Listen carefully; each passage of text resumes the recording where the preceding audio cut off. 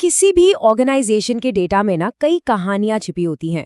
आज हम देखेंगे कि पावर बीआई को सीधे डेटाबेस से कैसे जोड़ा जाए और कैसे उस रॉ डेटा को एक्शन में बदला जाए। तो चलिए शुरू करते हैं। तो हमारा मकसद क्या है?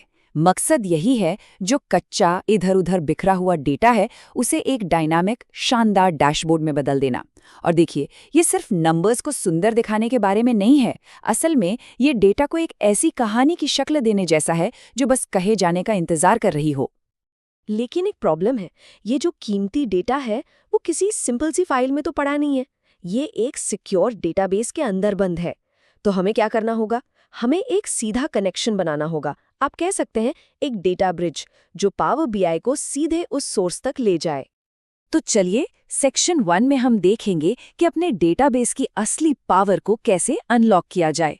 मतलब, सबसे पहले तो ये समझना जरूरी है कि ये डायरेक्ट कनेक्शन बनाना इतना जरूरी है ही क्यों। हम सिर्फ कैसे करना है ये नहीं देखेंगे, बल्कि ये भी जानेंगे कि क्यों करना है। और देखिए, असली पावर यही है। ये चीज सिर्फ डेटा इंपोर्ट करने तक सीमित नहीं है।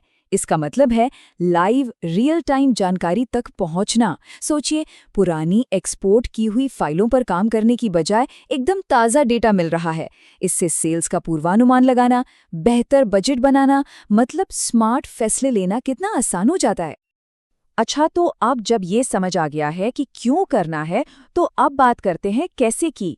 ये हमारे आज के सफर का सबसे अहम पड़ाव है, जहां हम स्टेप बाय स्टेप देखेंगे कि ये कनेक्शन असल में बनता कैसे है। तो शुरुआत कहाँ से होगी? पावर बीआई में सब कुछ होम टैब से ही शुरू होता है। सबसे पहले ये जो बड़ा सा गेट डेटा बटन दिख रहा है, इस पर क्लिक करना है। और आसानी के लिए देखिए, एसक्यूएल सर्वर जैसा एक क्विक एक्सेस ऑप्शन तो पहले से ही मौजूद है। इसके बाद बस दो बहुत जरूरी चीजें डालनी हैं, सर्वर का नाम और डेटाबेस का नाम। एक बात पर गौर कीजिएगा, इंपोर्ट मोड अपने आप ही सिलेक्टेड रहता है और ज्यादातर मामलों के लिए यही सबसे अच्छा ऑप्शन भी है। ठीक है, तो अब पावर बीआई को पता चल गया है कि डेटा कहाँ है, पर अब ये साबित करना होगा कि हमारे पास उस डेटा को देखने की परमिशन भी है। ये वो स्टेप है जहां हमें अपने क्रेडेंशियल्स यानी लॉगिन डिटेल्स डालने होते हैं। साइन इन करने के लिए आमतौर पर 3 तरीके होते हैं। पहला है विंडोज़, मतलब अपने मौजूदा विंडोज़ लॉगिन से ही काम चल जाएगा। दूसरा है डेटाबेस, जिसमें डेटाबेस एडमिनिस्ट्रेटर से मिला एक खास यूज़रनेम और पासवर्ड डालना होता है।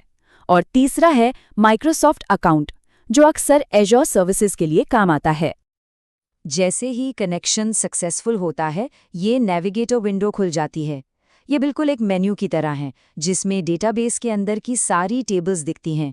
यहीं से हम अपनी रिपोर्ट के लिए ज़रूरी टेबल्स को देख सकते हैं और चुन सकते हैं। अब आता है एक बहुत ज़रूरी फैसला, लोड करें या ट्रांसफॉर्म।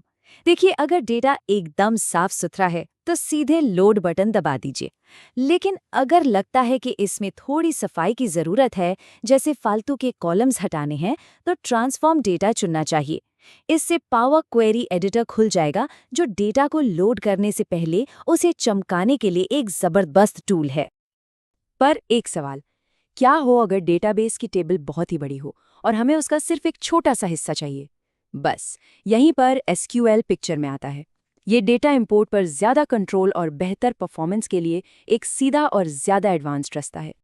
तो पूरी की पूरी टेबल चुनने के बजाय एडवांस्ड ऑप्शंस में जाकर एक कस्टम एसक्यूएल क्वेरी लिख सकते हैं।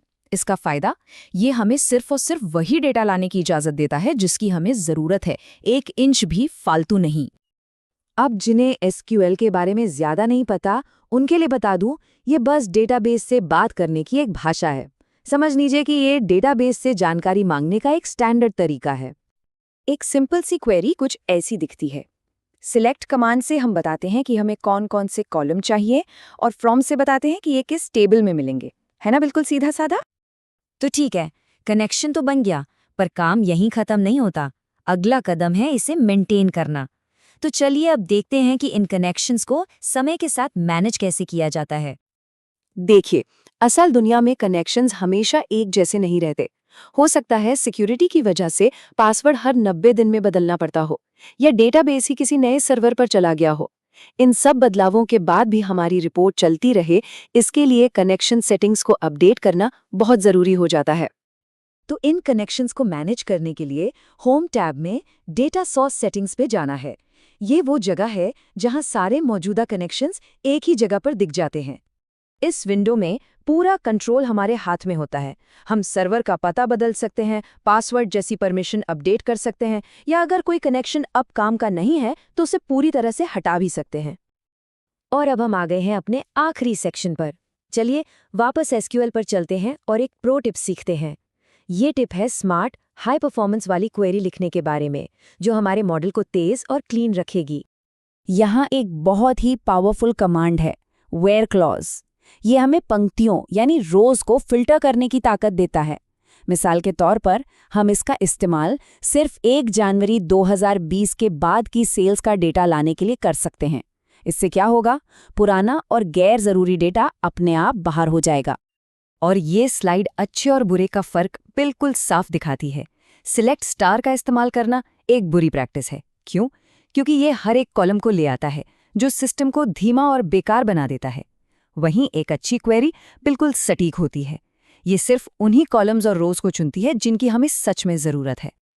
और जाते जाते एक आखिरी प्रो टिप, अगर फिल्टर बहुत कॉम्प्लेक्स है तो सबसे अच्छा तरीका है कि डेटाबेस के अंदर ही एक व्यू बना लिया जाए।